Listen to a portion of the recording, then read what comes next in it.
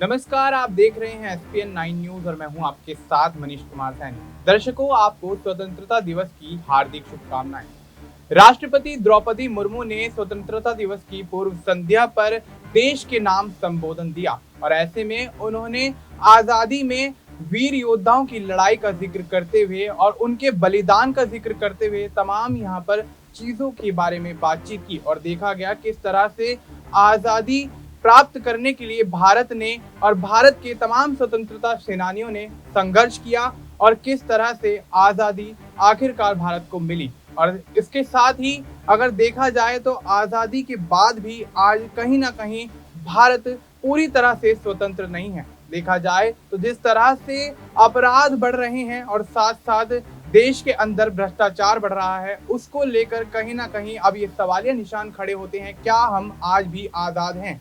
और साथ ही आपको बताते चले कि द्रौपदी मुर्मू ने कई मुद्दों पर यहाँ पर चर्चा की और ऐसे में क्या कुछ उन्होंने और कहा, आप देखिए इस वीडियो में। मेरे प्यारे देशवासियों, मैं आप सभी को स्वतंत्रता दिवस की हार्दिक शुभकामनाएं देती हूँ। सभी देशवासी 78वें स्वतंत्रता दिवस का उत्सव मनाने की तैयारी कर रहे हैं। ये देखकर मुझे बहुत खुशी हो रही है। स्वाधीनता दिवस के अवसर पर लहराते हुए तिरंगे को देखना, चाहे वो लाल किले पर हो, राज्यों की राजधानियों में हो या हमारे आसपास हो, हमारे हृदय को उत्साह से भर देता है। ये उत्सव 140 करोड़ से अधिक देशवासियों के साथ अपने इस महान देश का हिस्सा होने की हमारी खुशी को अभिव्यक्त करता है। जिस तरह हम अपने परिवार के साथ विभिन्न त्यौहार मनाते हैं, उसी तरह हम अपने स्वतंत्रता दिवस और गणतंत्र दिवस को भी अपने उस परिवार के साथ मनाते हैं जिसके सदस्य हमारे सभी देशवासी हैं। 15 अगस्त के दिन देश विदेश में सभी भारतीय ध्वजारोहण समारोह में भाग लेते हैं, देशभक्ति के गीत गाते हैं और मिठाइयाँ बांटते हैं। बच्चे सांस्कृतिक कार्यक्रम में भाग लेते हैं। जब हम बच्चों को अपने महान राष्ट्र तथा भारतीय होने के गौरव के बारे में बातें करते हुए सुनते हैं तो उनके उद्गारों में हमें महान स्वतंत्रता सेनानियों की भावनाओं की प्रतिध्वनि सुनाई देती है।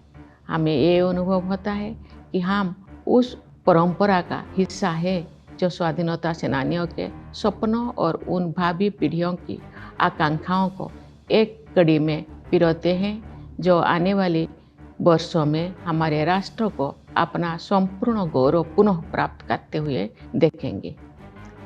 इतिहास की इस श्रृंखला की एक कड़ी होने का बोध हमारे अंदर विनम्रता का संचार करता है।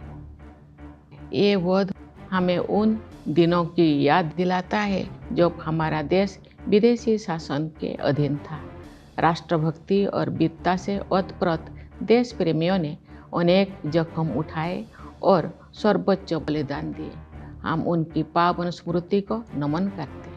उनके अथक प्रयासों के बल पर भारत की आत्मा सदियों की नींद से जाग उठी, अंतर्धारा के रूप में सदैव विद्यमान रही। हमारी विभिन्न परंपराओं और मूल्यों को पीढ़ी दर पीढ़ी हमारे महान स्वाधीनता सेनानियों ने नई अभिव्यक्ति। तो आपने देखा कि किस तरह से स्वतंत्रता दिवस की पूर्व संध्या पर द्रौपदी मुर्मू यानी कि राष्ट्रपति ने यहाँ पर देश के नाम संबोधन दिया और उसमें स्वतंत्रता सेनानियों के बारे में जिक्र करते हुए आज़ादी से अब तक भारत के संघर्ष के पूरे यहाँ पर खुलासे करती हुई नजर आई। और साथ ही देखा जा रहा है जिस तरह से आज भारत आज़ादी का महापर्व मना रहा है और ऐसे में साथ ही लाल किले से प्रधानमंत्री नरेंद्र मोदी का वो संबोधन, जिसने तमाम युवाओं को और साथ ही देश के तमाम नागरिकों को अपनी ओर आकर्षित किया। और उसके बाद साथ ही वहां पे देखा गया कि किस तरह से नेता प्रतिपक्ष राहुल गांधी भी मौजूद रहे